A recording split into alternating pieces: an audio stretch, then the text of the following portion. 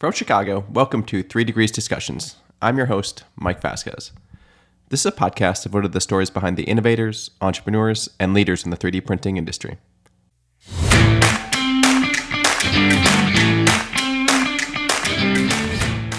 Having lived part of my career into a composite shop in Boeing Defense and seeing the battles of do you go composites or do you go metals? And that is a religion in aerospace companies. And there's always kind of that tug of war. It's just like, is it going to be a metal part or is it going to be a composite part? And it depends. That was Jeff Degrange. Jeff is the Chief Commercial Officer of Impossible Objects. Jeff was formerly a Vice President at Stratasys, and prior to Stratasys, Jeff was with the Boeing Company, where he led the certification and qualification of flight hardware built with different additive manufacturing technologies for the FA-18 Super Hornet and the 787 aircraft programs, as well as other advanced manufacturing initiatives. Jeff is one of the founders and past chairman of the Direct Manufacturing Research Center at Paderborn University in Germany, and serves on several industrial advisory boards. Jeff has a BS in Industrial Engineering from the University of Iowa and an MS in Mechanical Engineering from Washington University in St. Louis. Before we get started, head over to www.3degreescompany.com and subscribe to the podcast. Remember, you can listen to the show anywhere you download your podcasts, including Spotify, Apple, Amazon, or Stitcher. All right, Jeff, thank you so much for joining the show today. We've known each other for a while, so I'm excited for the conversation. I like to start all these conversations out to give people an opportunity to set some context of kind of where they grew up, kind of what got them on the path towards working in manufacturing. So kind of what were some of the early days like for Mr. Degrange? Well, hey, Mike, thanks for the invitation to be on your podcast today. So I grew up on a farm in Iowa. So as a farmer, you just have to learn to do stuff. And then I went from the farm to getting an engineering degree. And my first job was with McDonnell Douglas. And I actually started in final assembly and flight test of F-18 Super Hornets and been in manufacturing ever since. And that's where basically McDonnell Douglas was acquired by Boeing in the 90s. And it was in the mid-90s is when I ran across this technology called stereolithography. And wasn't directly involved with it at that point in time, but it was just mesmerizing to see the laser dancing across a photocured resin and actually making physical parts for wind tunnel models and for bid and proposal items that were going to the Pentagon at the time. And that's how my love with additive all kind of started. And so was there any particular draw to the aerospace industry coming from the farm? No. No, it just the university I graduated from, there was like three major companies that basically recruited from the College of Engineering, and McDonnell Douglas was one of those companies. So just by pure happenstance, I was more of a car guy at heart than an airplane guy. So go figure. And so what was it? So you got to see some of the early SLA technologies. How did that intersect in kind of what you were doing early on in your engineering career? Well, not a lot, because I was doing basically traditional manufacturing, and I was really blessed in the sense that, kind of looking back on my time at McDonnell Douglas, is that we were vertically integrated, meaning that we had the largest 5-axis machine shop on the face of the earth that we could walk underground tunnels to. We had a very large composites fabrication center. We had basically a sheet metal center. We had a chemical processing center, able to take raw materials, make it into a structural part, becomes a sub-assembly, and ultimately an aircraft that gets in all the components that put into it. So really, really fortunate to get to see how structure was pretty much made from various types of materials that became an aircraft that got flown away. So from raw materials, the aircraft that got flown away, and everything that kind of comes along with that, with the speccing of materials, the processing of those materials, the quality standards, etc. So very fortunate on that.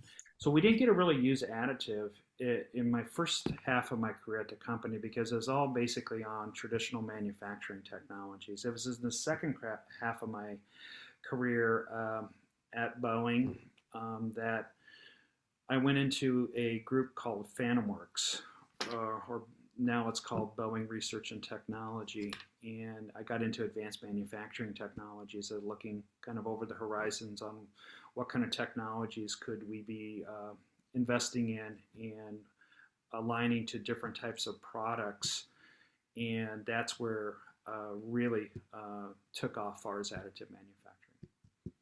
And so, for those who may not be familiar with kind of the aerospace industry and kind of the time scales that they're looking at, like how do these big companies view technologies, especially in manufacturing, like 3D printing and additive manufacturing? Like, what is their kind of thesis, and say, hey, we're going to seed a bunch of these. We don't know what's going to work. We're going to seed a bunch of different technologies that are coming out into public domain. What's kind of their approach when it comes to looking at investing R&D dollars into these types of tools? Yeah, that's a great question, and I think I think you have to maybe answer that question on when I was there a long time ago, because I think it might have changed in the current sense. Um, and I'll give you maybe an example or two to maybe kind of highlight it. So with the F-18 program, to give you kind of your audience a timeline here, it was basically in the um, 97, 98 timeframe. And we were doing, the company was doing a major redesign of the forward fuselage for the F-18 Super Hornet. And one of the things, and part of that redesign, was putting in new avionics boxes and flight control boxes that needed new environmental control ducting. The heat loads and the airflow was critical for those types of components on the aircraft. And they would typically, and those types of components would be changed with some frequency over time to give it added capabilities. And then sometimes you would need to change the environmental control ducting systems. Because of the shapes and parts, it was a clean sheet design, so we were open to a new material process. So we actually made some parts with a laser sintering technology at the time, and showed them to the design engineers on the program, and they were kind of blown away. And then we took them to program management, and we got buy-in, so we had that push and pull for that particular project. And then it was just a matter of then setting up a program and getting it funded, and a project of bringing it to life. And keep in mind, this was basically in the late 90s, and we had to overcome this whole faction of, oh, well, hey, that's stereolithography. No, it's not stereolithography. It's laser sintering. And you had to kind of go through that whole educational process with the people, because certainly with some, all they could think about was photocured resins. It was great for a prototype or for a model, but not anything that was going to be on an aircraft for 30 years, and had to overcome those obstacles of education. And what was the major, I guess, benefit from using additive? I mean, there's design freedom that everyone talks about, but obviously cost comes into it, supply chain flexibility. What was, like, you have two different stakeholders you're trying to sell to, right? The designers and then the management. So when you looked at the redesign of the aircraft, so you didn't have to invest in tooling. A lot of these parts were either injection molded or rotational molded. So the non-recurring tool design and tool fabrication cost goes away. Many of these parts basically had things bonded onto them or assembled onto them, as far as clips and brackets and other types of components. That, say, a 10-part assembly now becomes an integrated part that you can build. So reducing some of the labor that goes into making the part. You can also basically lightweight versus the standard ways of that you get with the build freedoms of additive. So certainly when you take weight out of an aircraft, that's very important. So that was that aspect of it. So now think about it, when the F-18 leaves the factory, now it's in service, maintaining it. So in order to get a spare part, it's now that the whole digital threads there. And so sustainability is much easier. So if they need to upgrade they put a different avionics box in with a different heat load, and need to get a different part. Well, they can get that pretty quickly now because it's all a digital manufacturing technology. And so, I mean, we're talking kind of late 90s. This is the early days, certainly, of laser sintering compared to where it is now. I mean, that had to be one of the first kind of pushes to actually make some of that equipment production ready, right? Like even now you see some machines that are still mostly prototyping, but like how hard was it to get a system that early on to a point where it's qualified and you had the materials locked in, your process controls locked in, and working with the manufacturer to do all that? Great question, and it was a real challenge. And again, I'll just kind of give you all your audience a fun story that at Boeing at the time, we started off with low rate initial production with using the internal facilities to build these parts, and then the company also set up and spun out a couple companies to do this. One happened to be on-demand manufacturing in Camarillo, California. But one of the things that we noticed that we had a certain type of laser sintering machine locked in the version software that you were running. We had the materials spec'd, and with everything kind of well bounded on the process and on the materials, we saw all kinds of variability. And one of the fun examples that I still remember to date is our the facility in Canoga Park, California. I think it had about a dozen machines in it, and the folks that were running that operation named all of those people, all the machines, people's names, like, well, Joe's doing fine, and Mary's having a fit, and and Jason, well, he's kind of on the line, and so we definitely saw significant process variability from machine to machine back in those days, because it was really more of a prototyping technology and not that repeatability that you need from build to build that typical manufacturing technologies give you. And how we worked around that in order to adopt and use the technologies, we basically put travelers into the build things, and so they had to meet a certain mechanical property and had a whole process there. As long as that they met those mechanical properties, then the build was considered to be a go or good, and if it didn't, then it was a failed build or no go. And that probably had to be, that whole project is one of the first real examples of putting production parts onto aircraft, right? I mean, that whole process of going through the qualification, that's timely, it's expensive, and really like a lot of the same work that you had to go through back then 20 years ago, you still have to do today, right? Yeah, and absolutely. And there was other learnings that we kind of fell into. It wasn't by design. It's just like, oh, when we went to set up the initial supply chain to do these parts, because this was for a production aircraft program. These were for flying parts. Then we had to go make the decision, do we make or buy or do both? And so when we go to buy, it's just like, who do you go to buy laser centered parts from? Well, there was a number of companies out there that had multiple machines and were subject matter experts in the technology. Great prototypers, but they had to learn their way as far as becoming production.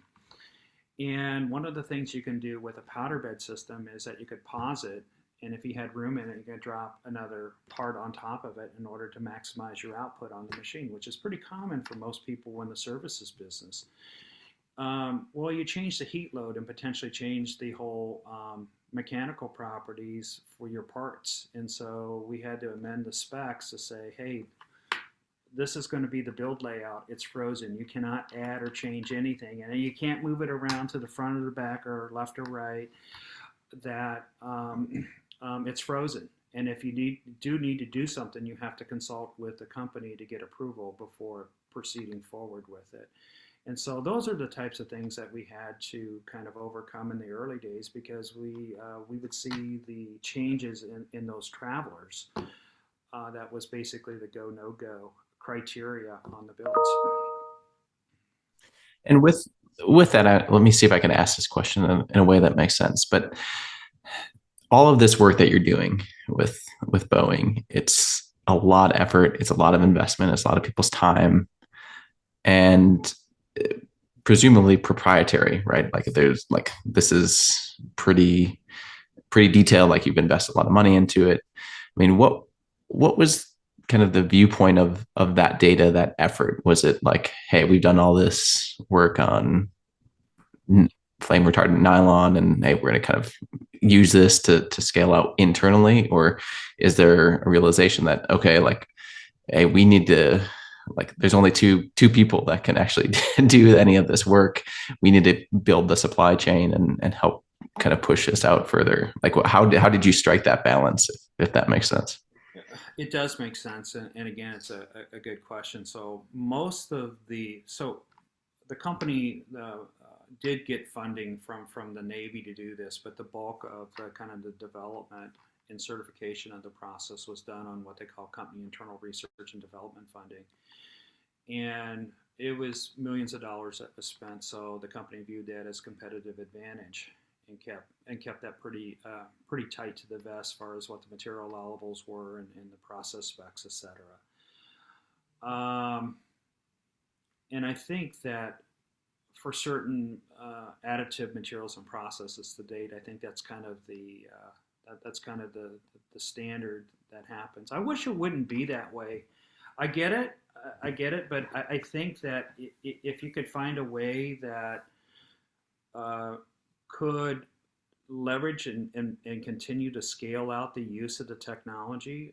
I know shortly after we rolled it out on the F-18, Northrop Grumman was our partner on the aircraft, and they started using it and seeing the advantages of it, and then ultimately then that went over to the F-35 program.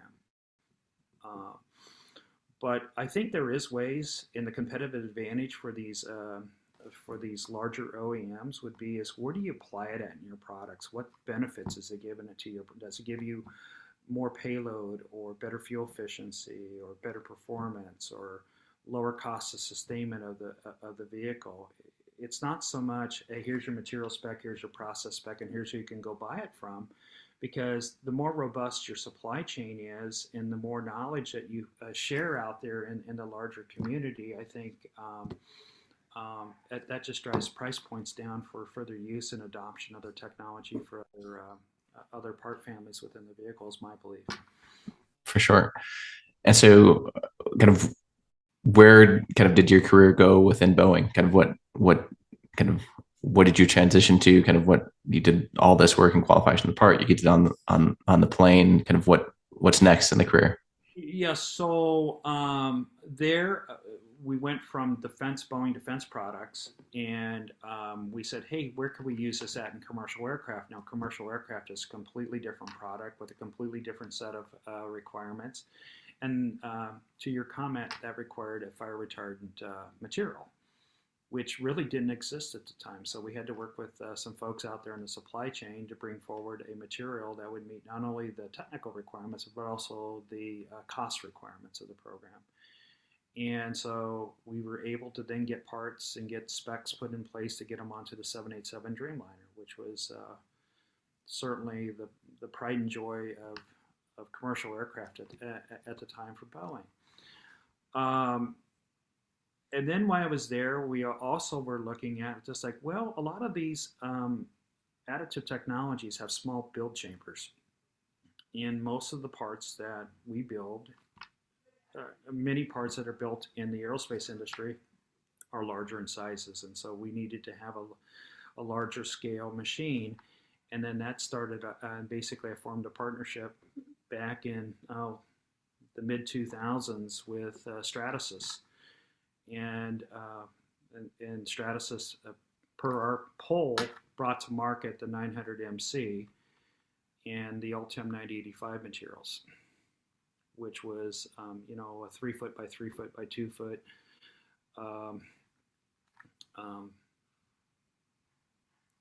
largest build chamber at the time. It's all changed now with some of the BAM systems and some of the other systems out there, but that was a kind of another major stepping stone. And from there, I then went over to Stratasys and kind of led up their focus on taking it from prototyping to production. How do we go further? What do we needed to do with the machines to make them more repeatable? The whole thing of throughput, uptime, repeatability. Um, those are really important to people that are looking at using this technology, regardless of the industry, for as a manufacturing technology. What materials do we need to have? What kind of consistency? And that's what I did for a number of years at Stratasys, of kind of working with a number of industries worldwide on kind of crossing that chasm from prototyping to production, and figuring out from a team perspective what we needed to do as far as gaps to fill, far as information. And that's really interesting. You mentioned the point about kind of co-developing a machine with Stratasys, with an OEM, while you were still at Boeing, and that seemed to make a lot of sense, where you've got a customer that knows the industry, that knows what they need, and also has the investment tools, the money to invest in the technology specifically for their application, but also have a business case after that to use it, right? And so that seems like an interesting pairing to really come together. And, kind of on a more informal basis, the same thing kind of happened back in the late 2000s or early 2000s with 3D systems, when they brought out the high Q systems, of knowing when you kind of had thermal runaways going on, or knowing when things are going to get too hot and resulting in part curl warpages in your powder bed systems. And so I think it just makes a lot of sense to have those types of, it benefits both sides. So what was it like going from kind of making parts, being a manufacturer, over to the equipment manufacturer side? You get to see a lot of different industries. There's different decisions you have to make in terms of focus areas. So what were some of the big differences that you saw going from kind of this huge, massive manufacturer in Boeing over to Stratasys? Well, first of all, the speed at which decisions and the speed at which you could get things done. Because at the time, Stratasys was about a 500 person, so it was going from a small to mid-sized company. So much more agile, as you would expect, versus a major organization. I had to kind of highlight that. If I had to get a PO placed for a new supplier, say such as yourself, if I was at the Boeing environment, you had a whole process, which would typically take weeks for that to happen, to add you as a new supplier. And maybe within a month's time, you would see a PO, or we could do business together. At Stratasys, I filled out a one-sheet form, handed to the buyer at the company, and the order was typically done that afternoon or the following morning. It's just, I mean, I think a lot of people can relate to that. Yeah.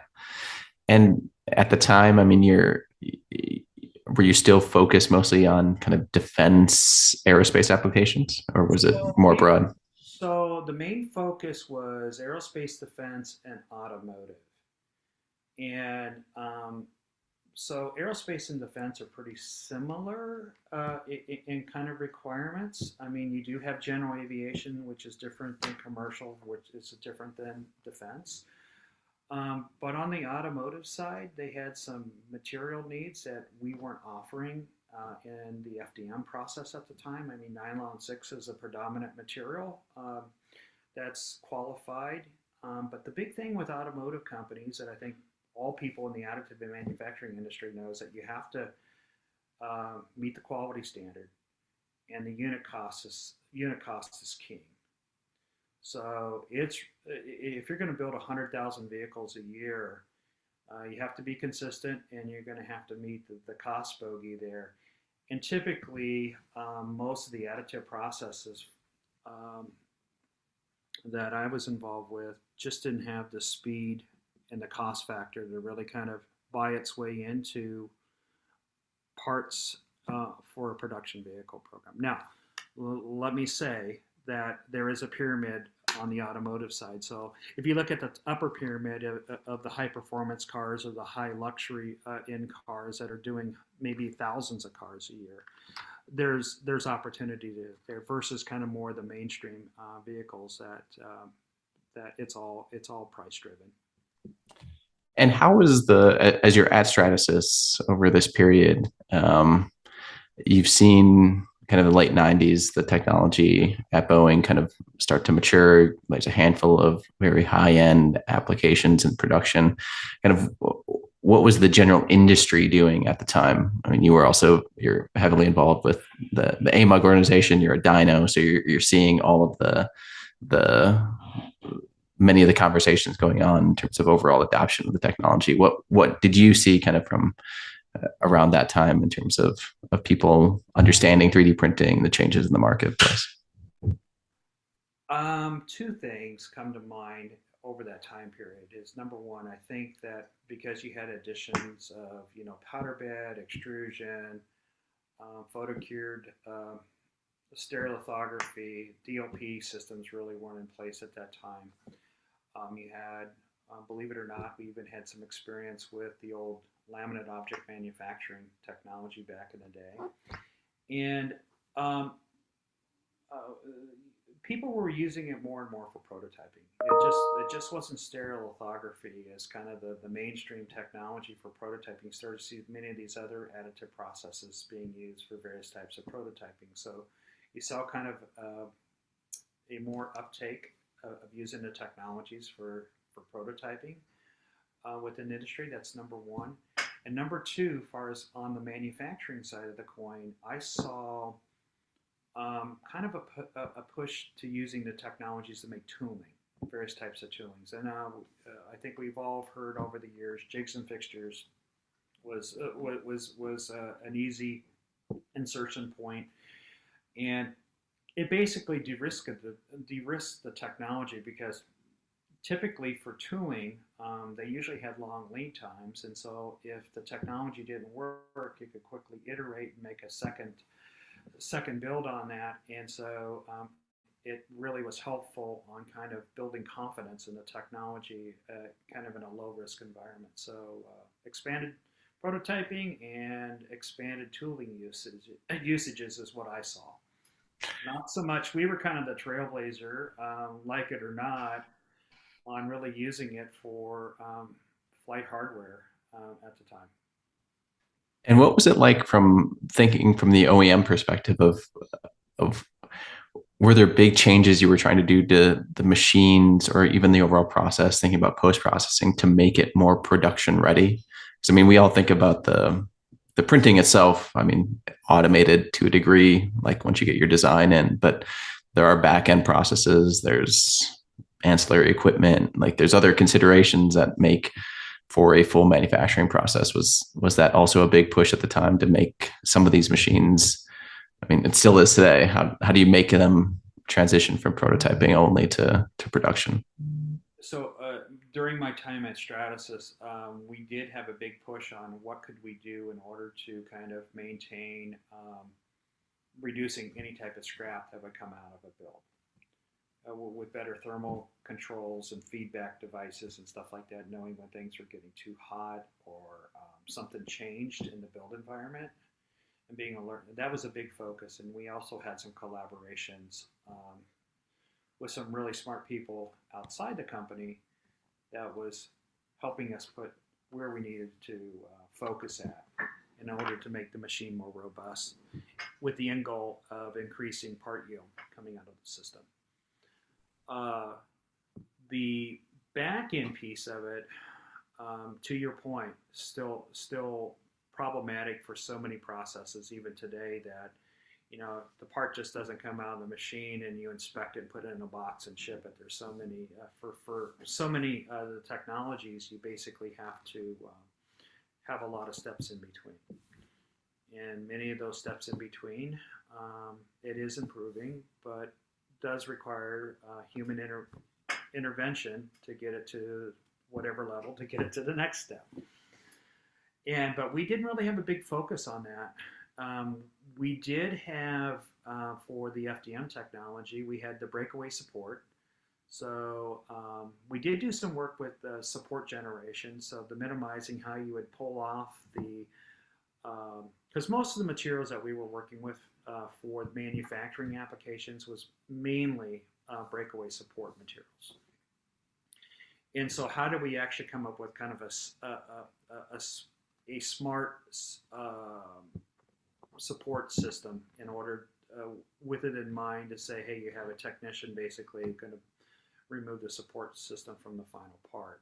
Let's do this that makes it as easy as possible. So there was definitely work done on the support software and support generation on that front to help aid in that. The company came out with Waterworks, so basically for like some of the ABS materials and stuff like that, you could put it into kind of a hot water tank with agitation, and the support material would dissolve and leave you with your final parts. So talk about kind of your next step in your career. So you progressively go to smaller and smaller companies. So talk about kind of your next jump after Stratasys. So after Stratasys, I went to Impossible Objects in Chicago, basically an emerging technology company with for 3D composite materials. And what was really interesting about that is it's using composite fiber sheets, which, having lived part of my career into a composite shop in Boeing Defense, and seeing the battles of, do you go composites or do you go metals? And that is a religion in aerospace companies, and there's always kind of that tug of war. It's just like, is it going to be a metal part or is it going to be a composite part? And it depends. Is what was really exciting about the technology, and plus at my point in career, I really wanted to kind of go to a startup and feel all the levers of the startups, being close to the investment community. In a small company, you're so close to the bottom line on what things are doing. A lot of people have to wear multiple hats. You can be very agile in a small company, but it was basically the material combinations that was the big allure to me on the composite sheets, and the different types of matrix materials that you could use in the process to make today either a thermoplastic composite or a thermoset composite part, and there's even opportunities to do other types of materials far beyond what I just said there with the process, which is really, really exciting. But the cultures are so different. So now I'm with a small company, past life mid-sized company, and then I'm a mega company. And so you go from having major processes and bureaucracy to minor processes and very little bureaucracy. And so along those lines, I mean, we worked together. I been doing materials work with Impossible Objects for a number of years. I mean, there's that materials mindset about kind of what materials right for what application. Certainly with the IO technology and the combination of a carbon fiber or composite veil and thermoplastic or thermoset, like you were saying, is pretty unique to the industry. And so do you want to talk a little bit more about kind of from your standpoint as the 3D printing, kind of your work in the 3D printing industry has evolved? Like, what are some of the big advantages or big kind of pulls of the technology now, specifically with IO's technology, as you're seeing from customers now that it's been 40 years since 3D printing has been around, but you've got new technologies emerging all the time and new material sets? So for your audience, I mean, we have a number of Air Force contracts that we're doing various types of materials development work, and one of the exciting ones is that we're actually on a development path for doing unidirectional or uniaxial fiber sheets that's going to raise the mechanical properties and the strength properties. Absolutely major pull from various DoD agencies, because now you actually have an additive process at the end of the day that could yield structural types of parts without all the tooling and all the skilled labor and all the expensive capital equipment to make that part. So that's really, really exciting. Another aspect is the material combinations. I mean, depending on what program you're talking about, what kind of sets of requirements, it certainly has to be developed by people such as yourself.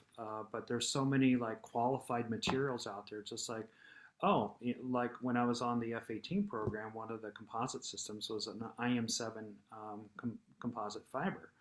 Well, can we get an IM7 composite fiber sheet that could, the right grade of it, that could run on the IO system?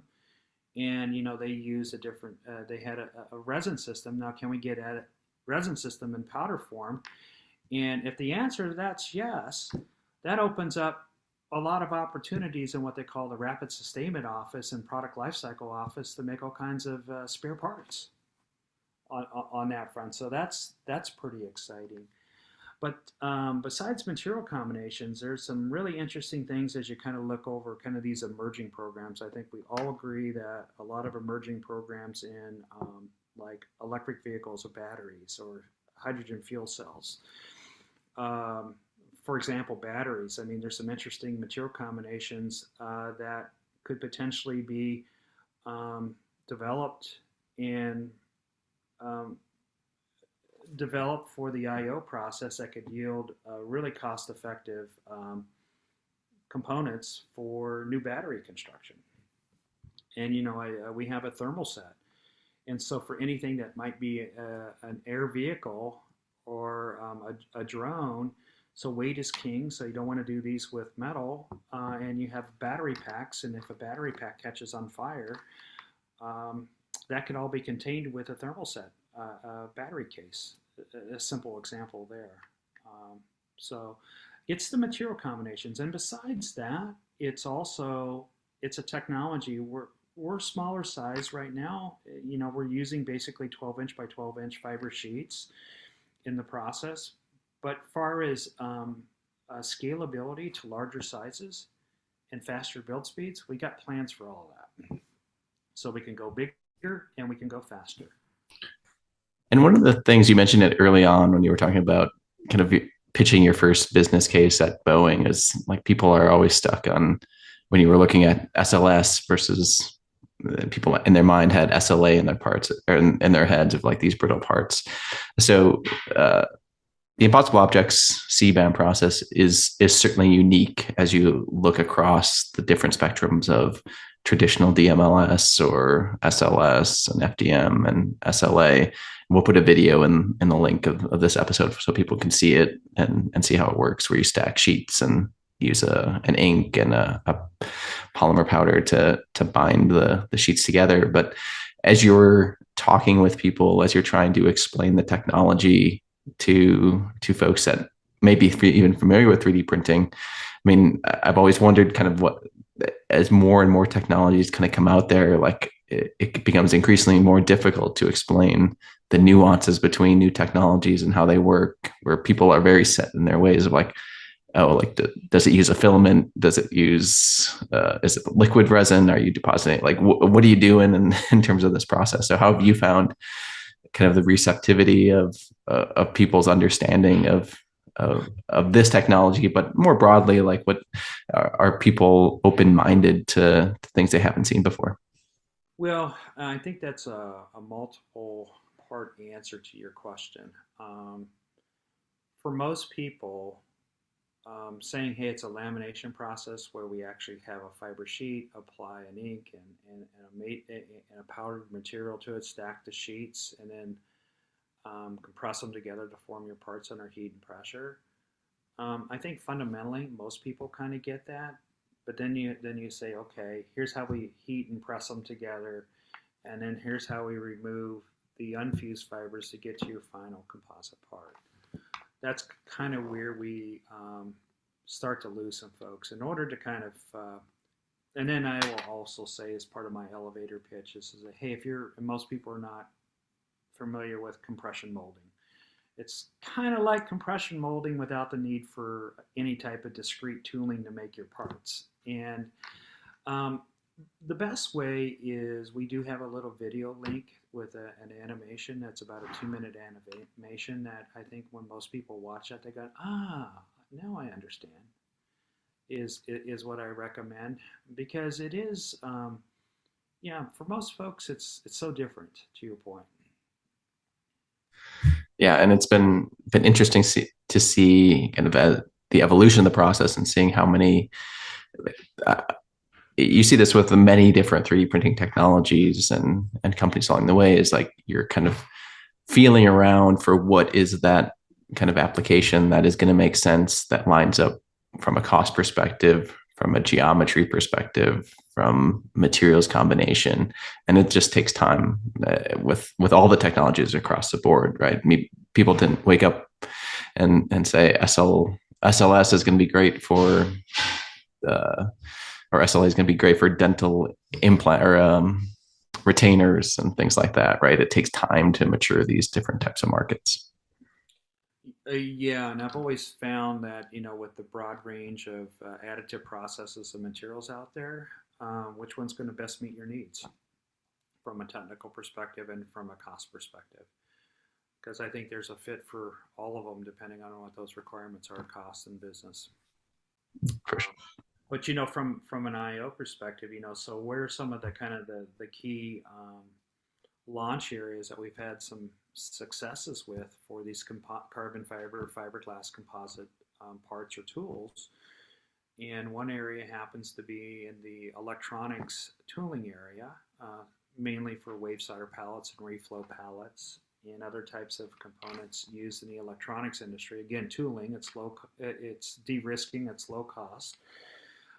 Is We're getting some traction in the electronics area. And if you just think about the electronics printed circuit board manufacturing markets, billions of dollars, and electronics are constantly on a churn. So new product introductions happen all the time that in many cases require different types of tools. And so you have the product mix, you have the volume, and a great fit for additive. So that's one focus area for us that we're getting adoption. The other area happens to be for the drone or the unmanned area, which would make sense because you want basically lightweight for longer fly times or more payload. And so that's kind of a second swim lane for us. And so maybe taking a kind of step back and in terms of reflecting on your career. So for those who are starting at the very kind of beginning of their journey in manufacturing, maybe specifically 3D printing, additive manufacturing, what sorts of advice do you want to share with them, having worked at super large company, productionized additive, OEMs, you're at the kind of small company, like what sorts of learnings can you share with the next generation of folks that are coming into the market and into the space? Well, great question, and I think it depends on each individual. But um, and I'll give your audience kind of an example that's a real example that maybe will answer the question. Is I have a niece and nephew, both about the same age, graduated with mechanical engineering degrees, and so the one calls me and he goes, "Hey, I got an offer from a major aerospace company, and I don't want to go work for the major aerospace company because I'll just be a number." And and he goes, "I'd rather go work for a." He went to work for a smaller organization, about 50 people, that actually made custom um, machines for making crown implants for dentistry. And he liked it because he had a wide range of responsibilities and kind of designing the machine, doing the component selection, testing the machine, and so that was his responsibility, and so that's what he liked. Now, on the other side of the coin, my niece, who's a mechanical engineer, she got a job from a big name tractor company. And she goes, "Oh, I don't know if I want to go into a big company. And she goes, "I just don't want to be pigeonholed into doing, this function." And she accepted the job, and she's very happily doing fine in this big tractor company, green tractor company.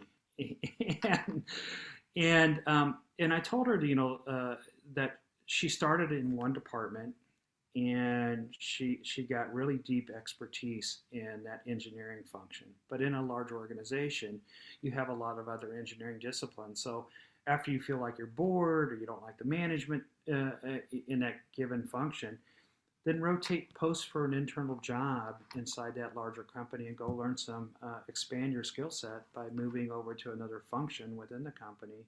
And usually larger organizations to have the funding to do work with newer technologies versus smaller companies. So it depends on what you want. Do you want to go deep? Do you want to kind of do it all? Uh, and then, once you're in, whether you want to go a small environment or a large environment, um, and you start to have a couple years under your belt, you have some options. You can either stay on the technical route if you really like the technical aspects of it and solving technical problems, so you can really go deep in becoming technical. And if there's a certain aspect of it, let's say, man, I really like materials and I really want to go deep in polymers and go get all these advanced degrees in polymers and stuff, then for mid to large organizations, you could become a tech fellow. So you could become kind of the subject matter expert and go on a technical fellowship around that. So if that's your love and your passion. Or the third option would be is it's like, hey, I understand technologies. I want to go into management. And you have that. So you have three distinct paths once you kind of get into your career and start working in it for a few years. That you can either stay on the engineering route, become a technical fellow, or go into management. For sure. And so, as we wrap up today, I mean, we'll add a video of kind of the CBAM process. But are there any places where you're going to kind of be in person so that people can come up and talk to you, or maybe even see the machine in the coming months? Yeah, so next month in Chicago at the McCormick Place, we have the IMTS trade show that's happening mid-September. I will be there all week. So if any of you are watching the podcast today and have any questions or want to learn more about the Impossible Objects technology, please come and see us. We'll be in the additive manufacturing pavilion. So feel free to stop by. Awesome. Well, thanks so much for your time today, Jeff, sharing your story. Awesome stuff. Thank you. Thanks for the invitation, Mike.